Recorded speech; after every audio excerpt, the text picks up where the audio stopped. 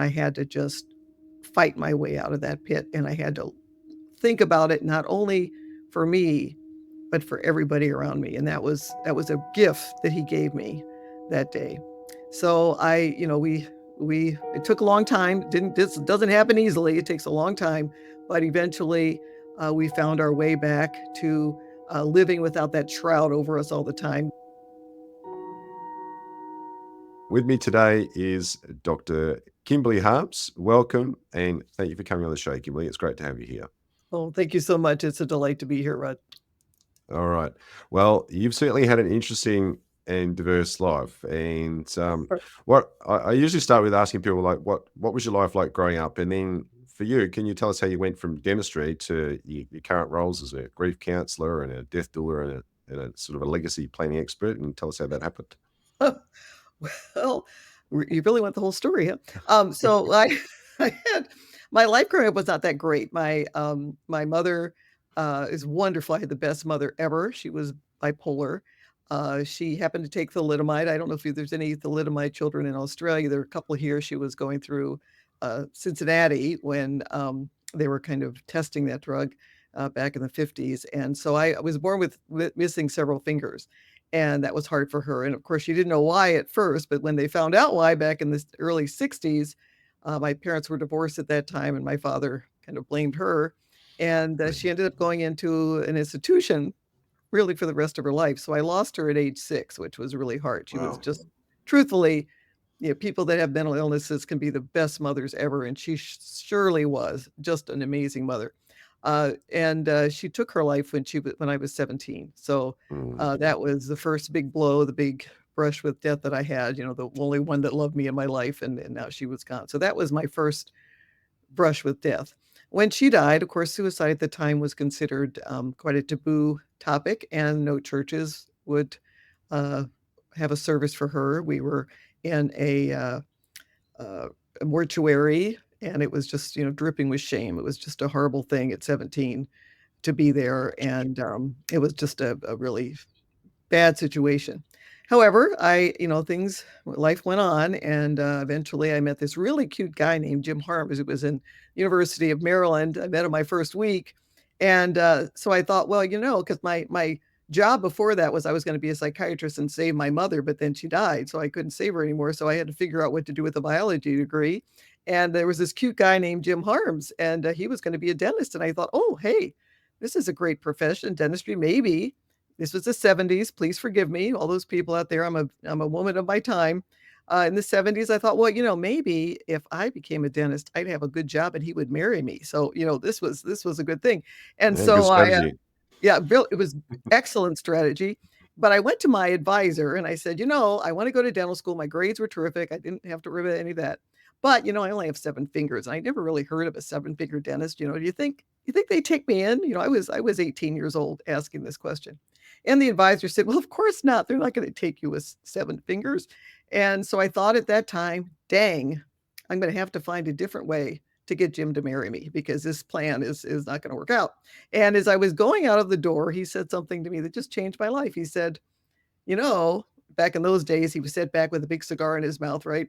You know, maybe if you were a man, they would take you. It wasn't hard. I was 18 years old. You don't tell me that because that means you don't know, right? And so I got so angry with him at that time. And now I was really determined to be a dentist. And so instead of changing careers, I changed advisors and I found another one who was fabulous. And she got me an interview with the University of Maryland Dental School. And they said, well, can you hold a mirror? And I said, yeah, I can hold a mirror.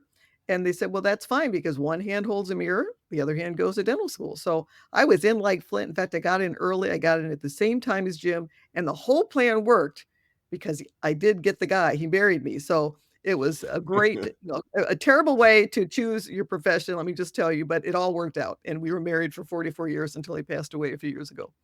And so I went to, I loved dental school. I loved dentistry. And we practiced in a small town. We were in the public health service for a few years. We were commissioned officers. Then we went and practiced in a small town in Minnesota. And it was just a wonderful time. We had 3 children, and life was going very, very well. But in January 31st of 2009, my beautiful, precious 19-year-old son, Eric, also took his life. Mm. And Eric Gosh. was a brilliant he was like a golden he was a great kid. He never gave us any trouble at all. I mean, he was just an easy kid to have. And he was brilliant, and he was recruited for Columbia University in New York, and that was his dream school because he wanted to study engineering and play in the jazz clubs there because he was a jazz pianist. And so he got his wish. He was there for his first semester. He was actually elected to student government, which is very hard in a place like Columbia because he didn't criticize the other opponents. He just told people what he was going to do, and they respected him for that. So he was loved at Columbia. Was in the plays with the Barnard student, made the dean's list his first semester in engineering. He had this fabulous year and came home at Christmas. And we just had the best Christmas ever. In fact, that's what he put in his Facebook page. And he went back to school, and 2 weeks later, on January 31st of 2009, his girlfriend broke up with him. And 45 minutes after that, that impulsive brain that was not fully developed in critical thinking, he was only 19 years old, uh, just stopped working, and he took his own life 45 minutes after breakup. Gosh. So there was no help, Mm. no possibility for intervention, and our lives were destroyed. I mean, you talk to anyone that loses a child, it just and then to lose it by suicide or murder or some other way like that, it's just devastating. I didn't think I'd ever recover. My brain exploded. My husband had just had a liver transplant because he had liver cancer that year, so we were kind of trying to recover from that. It was a very difficult year. But I found something that happened to me that year that a few weeks later that was also life-changing. I was, working at the dental office, which is really hard to do because you see I'm in a small town, we knew everybody, you'd see them as they came in, 4, 5, 6, 7 that we would see, then the hygienist, we would check those patients. So we would see 20 or 30 patients a day, and they all knew Eric. He was really well known in the community, so they would express their condolences. So it's just, all day we would kind of be triggered a little bit with trying to get through our grief. And so I was walking out of the office one day, and my husband was standing next to his car with his cousin, and his cousin looked at me and came over in a very angry fashion and was shaking his fingers at me. And he said, "Don't you ever let your remaining children feel that they are not enough." And it just caught me like a thunderbolt because I realized the truth of that statement because he had lost his brother at about the same age, about 19, and he felt that he lost his parents as well at the same time because they couldn't manage the grief. They couldn't cope with the grief of losing the son and then couldn't really be parents to their living children. And that Mm. happens a lot. And it could have happened to me because I didn't see any way out at that point when he said that to me. But what it forced me to do is to fight and kick and scream and just claw my way out of that grief pit. I just became determined that I had to get out of that pit because my husband needed me. He was struggling physically as well as emotionally. I had these two lovely daughters who were also struggling. They lost their brother. I didn't want them to lose me, and I had to just fight my way out of that pit. And I had to think about it not only for me, but for everybody around me. And that was a gift that he gave me that day. So we it took a long time. Didn't This doesn't happen easily. It takes a long time, but eventually we found our way back to living without that shroud over us all the time. We could live in the present, breathe the fresh air, be there for our children. And eventually, my two daughters ended up getting married to wonderful men and had three beautiful children apiece. So I have six grandchildren now, and because I made that decision, I can be there for all six of them. And fortunately, 4 years ago, my husband passed away. He had a heart condition, and I think he passed away from truly a broken heart after the death of his son. And of course, Mm. that was another brush with death. Another time I had to cope with the grief. I had to, when you become a widow, you're alone for the first time. I was 19 when I got married, and so you're really alone. Nobody's here. Nobody knows where you are, where you're going. It's a whole different environment, and you have to redefine your identity. And there are so many things you have to do when you become a widow, and I just had to learn them. And I fortunately had wonderful friends and widows groups. I had support groups around me, and so I wrote a book, Naomi the Widows Club, which is a safe, strong place after the loss of a spouse to help widows. It's a Christian devotional for widows. And then it made me realize too that, wait a minute. Let's look at life. Let's see. I'm between, let's see, menopause on one side and death on the other. What am I going to do with my life? Because I got to deal with those things. I'm next, and I want to be next. I don't want anyone going ahead of me. I'm the next one in line. And so I realized there's like nothing out there to help us get through this time of our life. What do we do? How do we make sure our children are going to be emotionally secure, not just financially secure, but emotionally secure after I die? What do I do to make sure they're resilient? How do I help them manage their grief? And how do I make sure that there's no conflict after I die? Because more than half of Americans, at least, are involved in a conflict surrounding a death because things aren't filled out quite as well as they should be, and things aren't clear, and a lot of conflict occurs, and many families are broken to pieces. And I realized I don't want that for my family. I want to do everything I can to make sure they're emotionally secure, they love each other, they take care of each other, they realize the value of family. And so I wrote a book to help people do that. Wow. So I'm interested in when your son was. I'm just thinking Mm, about your mum. I mm, dare say she was quite sensitive. I mean, I'm not a psychologist, yes. but I'm a sensitive person. My brother is the same as well. And Mhm. I was wondering whether there was any indication that that sensitivity was there that would cause him to like make such a snap decision about ending his life. Did you think about that when you look back? Yeah, looking back is always a lot easier. Looking back, there's only one time that we were worried about him, and that was we had lost a nephew to suicide. So, I mean, unfortunately, it's kind of in our family. And there are studies that show that there's higher rate of suicide if it's in the family. So that might be part of it. I tend to be particularly sensitive, and my sisters and brothers and I have all been in that place. We've all attempted to take our lives when we were about the same age. Mm, But I didn't think about him being it, at risk just because when he came home, he was so happy. He was just on top of the world. Everything had gone his way. And I think he was sensitive. He actually absolutely was sensitive. He reminded me of a Robin Williams. He was hilariously funny mm, as well, and very sensitive, very funny. And I don't think he was used to failing either, which is a problem. We need to know how to fail because a breakup is a normal, it's devastating to us, but it's a part of life. So the girlfriend really was not responsible for any of this. It was just a poor decision on his part, really.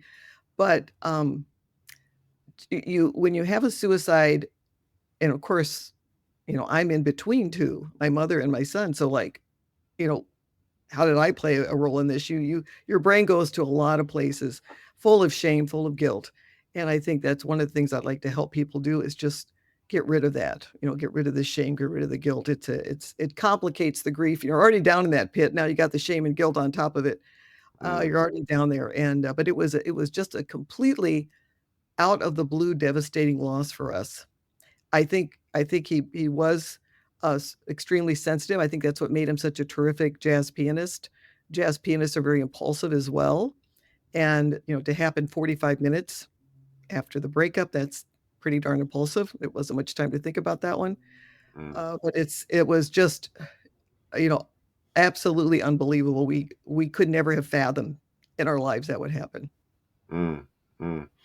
Yeah, when my so it was over 30 years ago now. My brother, at the age of 17, he was killed suddenly in a car accident, Oh, that's and just it just made me. I didn't really thought about what I know. My parents went through a tough time at that mm, stage, and so there's myself, and I've got a younger brother who's 2 years younger than me.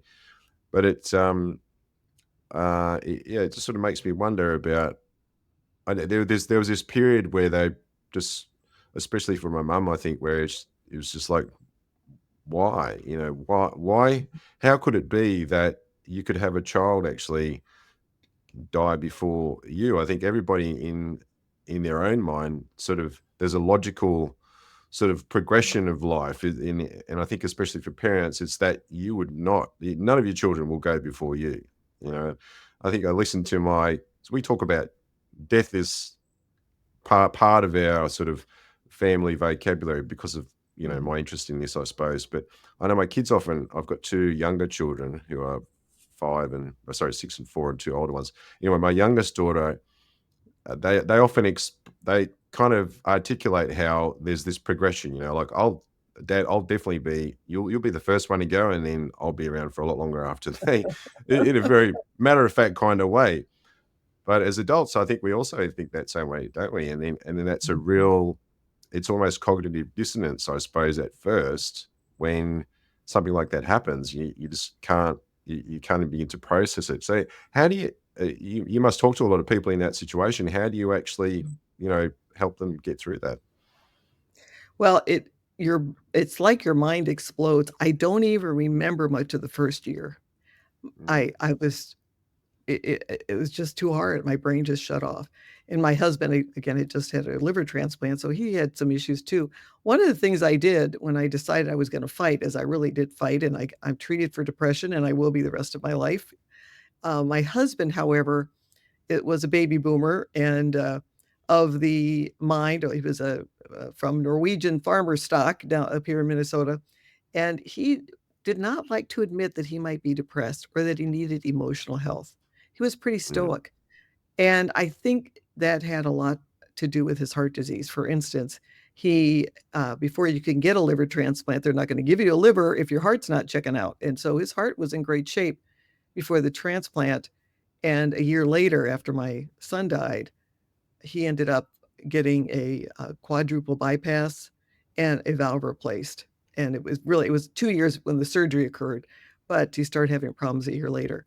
So I think the quick deterioration of his heart had a lot to do with the fact that he just didn't want to get treated for depression. There was still a stigma there, and I just would like to encourage everyone out there. If you feel you have depression, get help. I'm treated for depression. I live in a state of joy and love. I can see the world without that shroud of depression. I know what it's like. There is treatment, and it can work. And I just would like everyone to understand that. And if you don't get treated for depression, it's going to come out somewhere else, and it might come out in your heart. And I think I would have had him a few more years if he had uh, taken care of his emotional status as well. But one of the things I do to other people is I just try to give them hope that they can get better, that there's a possibility of getting out of that pit. Because when that happens, you think you're going to be down there for life. You can't imagine your life without your child. You just can't. And it takes a while to accept the fact that he's gone, and then to process the grief, and then to manage your new reality. I'm a mother of two. And even just that, when you lose a child, I had three children. And so the first time someone asked me how many children I had, I just kind of mm, panicked, because yeah. how many children do I have? Do I have three children, or do I have two children? I had three children. I have two children. How do you answer that question? And it's a difficult question, very triggering question to answer shortly after you lose a child. Now, Mm, after it's been 15 years, I say, well, I have two children and six grandchildren. And if people press me further, then I bring Eric up. I don't feel that I'm dishonoring him at all by saying that.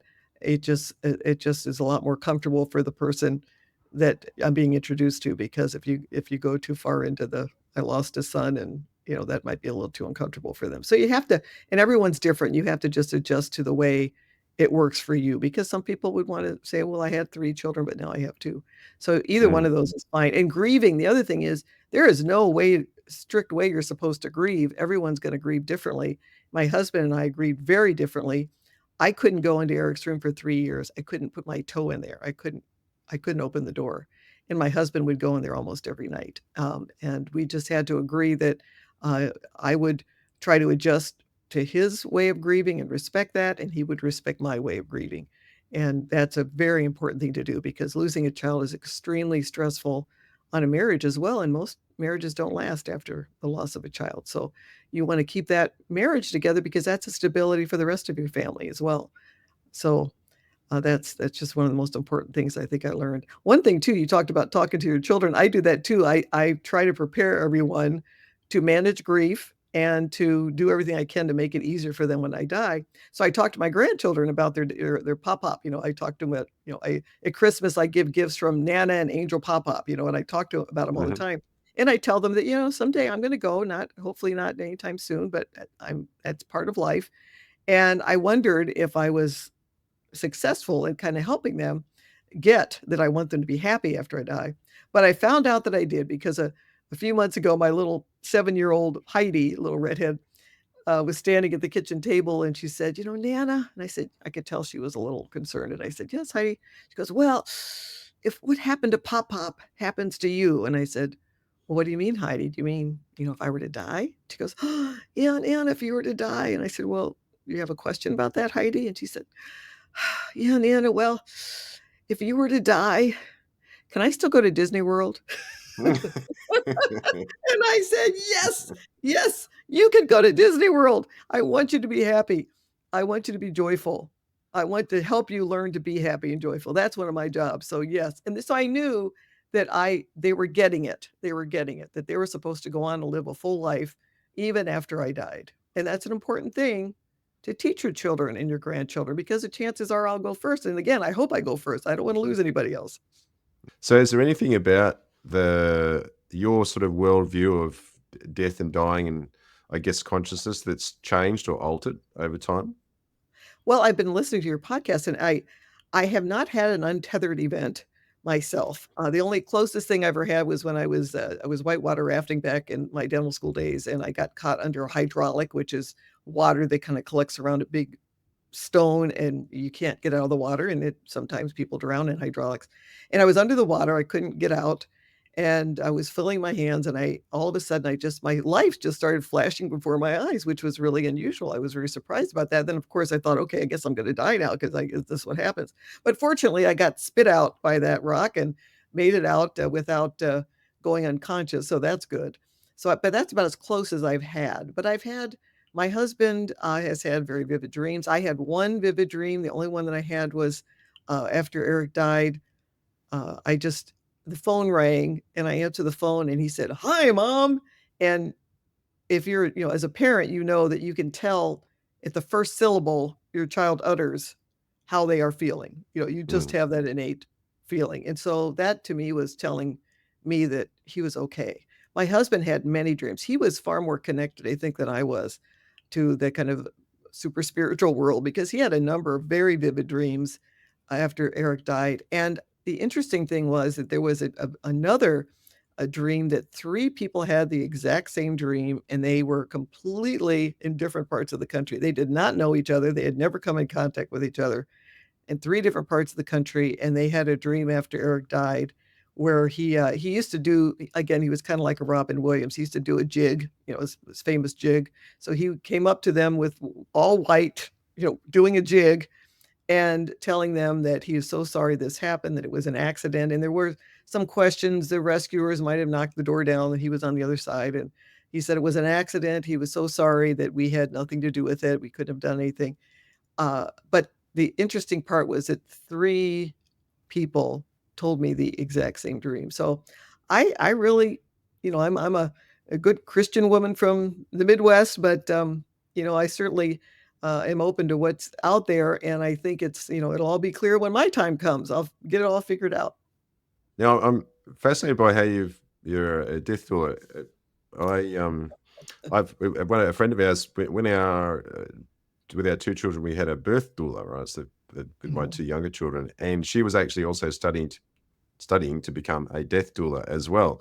Interesting, like beginning and the end of life. So, how have you found that? So, what made you start to do that? And can you tell us a bit about what that involves? Yes, well, when I was trying to figure out what I was going to do with the rest of my life and needed some guidance and how to prepare my kids to be emotionally secure, I wrote a book. It's called Are You Ready? How to Build a Legacy to Die For. And when I was writing that book, I realized that I needed to have more information on death and dying.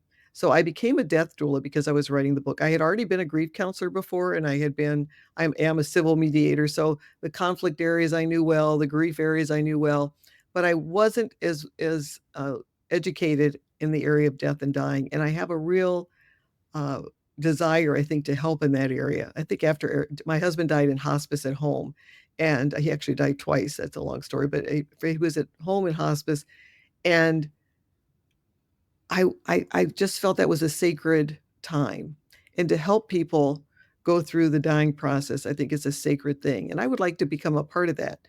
At this point in time, I'm using my death doula training to help educate people about how to prepare for their death so that their kids are going to be in good shape afterwards and not in conflict and have everything in order and not fight over who gets grandma's china.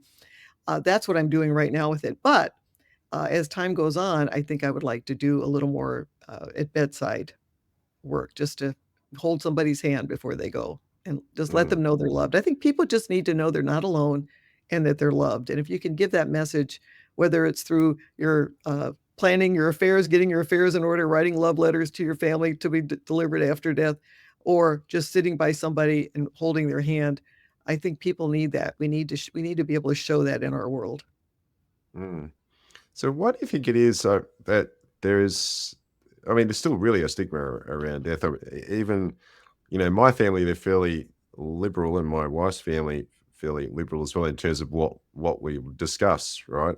Um, but I think in general, there's the idea of death is still it's a very uncomfortable thing, and I know for myself, like what you were saying before about explaining to people that you've had a child, you did have three, now you've got two. Same with me. I used to have two brothers, now I've got one. And sometimes when that question comes, do you have other brothers and sisters? I'm quite comfortable saying, well, yeah, I used to have two. Now I have one. I had one that passed away a long time ago, and sometimes that's an opening for people to say, oh, what happened there, and you can see for some people it's really like, oh, that's kind of really uncomfortable for Mhm. them, and yeah, I mean, why do you think that is, and do you think that's changing? I hope it's changing because death is part of life, and I think the more we separate it, the harder it is to accept it. We spend uh, millions and billions of dollars trying to exercise and eat right, which is all good because the longer you live, the more legacy you leave. So the longer you live, that's terrific. But the way we tend to focus that attention to living longer, living longer, living longer, what I've noticed is that somebody who might be 95 or 96 passes away, I still find people trying to put the blame on something. Somebody Mm, passed away and they're 96 and maybe they smoked a little in their life and they're going to blame the smoking on their death, or something happened in the hospital. They're 96 or 97 and they pass away and they're very sick. People like to blame. And when you blame, one thing I found out, especially working with grief, is that when you blame people and blame other people for things, oh, that makes it so much more difficult to grieve because then you're angry at someone. Then you feel someone has hurt you. Whereas I think sometimes in some deaths, my husband, for instance, kind of died twice. He stopped breathing for 20 minutes. And it was right after I'd taken off his oxygen. He was in hospice at home. I'd given him a bath, taken off his oxygen to put his shirt on, which was what, a couple seconds. And he just kind of stopped breathing, passed out. The heart stopped for about 20 minutes. And oh, I thought I blamed myself. So even blame yourself. I mean, I'm even blaming myself. I'm not even blaming somebody else. I thought, oh no, I killed him. I took off the oxygen. Oh my gosh, what have I done? Well, fortunately, after 20 minutes, had kind of a miraculous recovery, took a big deep breath, and he was good for one more day. We had a big party for him that day because we had no idea he was close to death before, but we figured out that he was at this time. And we had a big party for him, like a living funeral for him. It was a fabulous day. He got all the Diet Coke and ice cream he wanted. We just celebrated him. We're all piled in the bed with him. It was a fabulous day. And then he passed away quietly the next day. But what that did for me was the next day, the hospice nurse was there. Everything was being done absolutely correctly. And I knew that I didn't have anything to do with his death, whereas I was kind of blaming myself the day before. So even I blame myself. But I think blame is it just interferes so much with the grieving process because then you can't accept the death. You think the death was caused by someone had to have done it because if you just ate right and exercise, you'd live forever. We kind of we don't say that, but we imply it many times. So I think we need to just accept death as part of life, and sometimes it happens just because it happens. You can't prevent it all the time. You can prevent it sometimes. And I think we just need to try to learn to accept death as part of life, but live fully while we're here. Live fully while we're here. But there will come a time when we die. We just need to accept that and talk about it. And I'm preparing my grandkids, and I have no terminal illness that I know of yet, but I'm still planning for my grandkids to be prepared when I go. They have two other grandparents as well, so we there's three of us left, and the chances are. will all be gone in, 10 to 15 years. So if there's somebody who is themselves approaching the end of life or getting, pretty old, or you've got a relative who's like that, what's some of the really important things that you think that people need to consider? Well, the first thing is, I know that I'm in the 4th quarter of my life because I can do the math. But, you might be in the 4th quarter of your life, you just don't know. We just buried a Mm, 54-year-old niece a couple of months ago. So, we don't really know when death is gonna come. It can come very unexpectedly.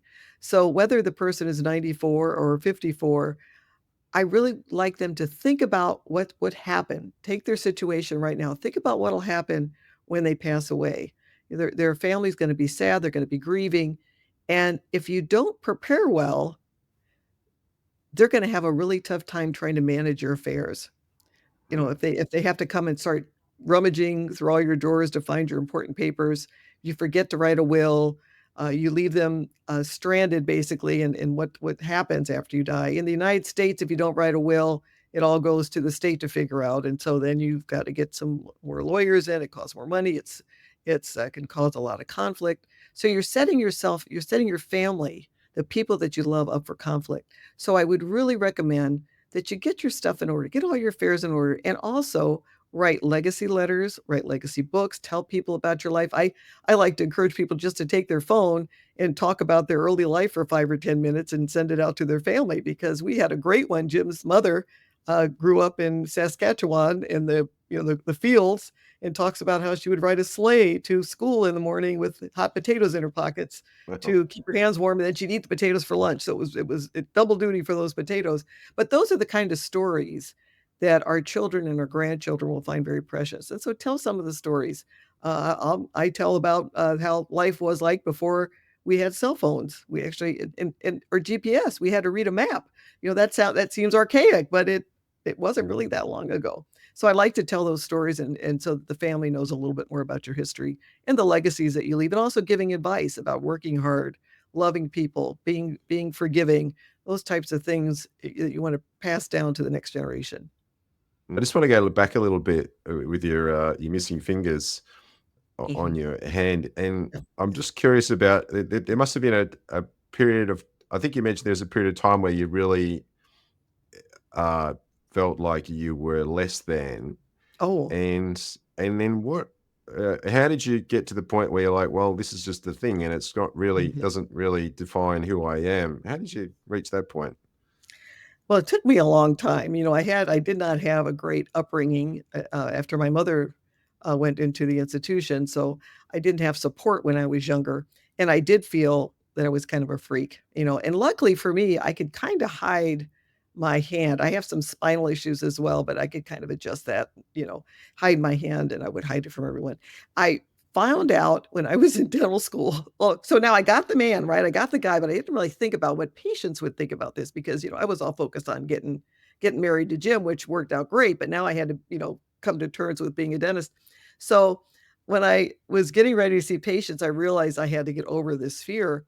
So what I did, I used to play basketball when I was in high school, and so I became a basketball referee for the Baltimore Board of Officials, so I would referee high school games. When you're a referee, you have to put your hands out, you have to Mhm. you put the numbers out, and I could do, 2, 3, whatever with one hand, but you have to hold both hands out in front of a lot of people. And I was a volleyball, referee as well, and you have to do the same thing, you have to kind of hold your hand up, and so I just kind of forced myself to get used to holding my hand up in front of a lot of people, and I realized it wasn't gonna kill me, and people certainly were looking, but you know what? There was no ill intention, and I just had to accept myself for who I was. Now I'm 68 years old now, so I can, I do accept myself. I kind of figured that out a while ago. I do accept myself for who I am, and my hand doesn't bother me at all. The only thing left of the thalidomide now is that my spine was a little malformed, so, like, I've got a new hip and, you got all this but then so do all my friends. My friends all have new hips, we're walking around on bionic parts all the time, so this is nothing really unusual for me. So it doesn't and I think in a way, it made me who I was. So, I don't regret. I would if I could choose to be born over again, yeah, I'd have all my fingers, I'm not gonna lie. But, I think that, I've accepted it now. It doesn't hold any emotional baggage for me anymore, And I think it was just finally realizing that I was who I was, and I just had to accept that. And it was so freeing when you could finally do that. And again, I wish I had done it at 20 or 5 or 15.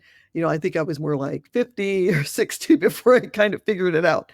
But I hope the next generation can learn to do that a little faster than we did. I know you've written a couple of books. Could you just recap for us your 2 books? And then if people want to get in touch with you, want to ask you questions, if they can do that, and whatever else you've got going on. Yeah. Well, the latest book is, and the book on this subject is, Are You Ready? How to Build a Legacy to Die For. It's in 3 parts. The first part is building legacy and tells a lot of stories about, I happen to have just known some genocide survivors in Rwanda. We have 65 Eric James Memorial Libraries in Rwanda, so I go there quite a bit. They have amazing stories of survival and legacy that they've passed on. I have some Holocaust survivors and other amazing people listed in that first part. The second part's on death and dying and how people feel about death in many different religions. And then the last part is a workbook that goes through all the steps you need to make sure your kids have everything they need after you go. So it's a workbook. The other book that I wrote, and actually before this one, was called Naomi and the Widows Club, and I co-wrote it with Naomi Rhodey. And it's a Christian book. It's a Christian devotional for a year, and it's about 6 widows who started meeting a week after my husband died, and we actually are still meeting 4 years later. And it's the story of how we can support each other and care for each other, and the importance when you're going through the grieving process of finding people who have been through it as well, because your brain goes kind of crazy when you grieve. I mean, I was so focused on the numbers before with the kids, and then when you're a widow, you're not comfortable doing things you used to do before because now you're just one, and there used to be two, and you kind of go a little nuts. So it's nice to talk to people who can say you're not alone. That's normal, and help you kind of get your joy back. So we have all helped each other get our joy back, and and I've been very, very fortunate to have all those people around me. And you can get a hold of me, drkimberlyharms.com, which is my website. Okay, great. And is there anything final that you want to leave people with? Any message you want to leave people with before we wrap it up? I think that the biggest message that I have is, if you find yourself in that pit of grief for whatever reason, it could be loss of a job, loss of, anything, loss of a spouse, a child, and you feel you can't get out, please know that you can. It's possible, but it's not going to be easy. You have to fight. Doesn't happen without fighting. Kubler-Ross talks about stages of grief. I like another Dr. Worden, who talks about the tasks of mourning, where you have to accept, work through the grief, adjust to your new reality, and then have that person kind of in your heart in a special place that's not going to affect the rest of your life. So I would just want them to know that it's possible to get out, but you must fight, you must work hard, and it's so worth it, not only for you, but for everybody around you. Dr. Kim, it's been my pleasure having you on the show today. Thanks for being my guest. You're very welcome, and thank you for having me.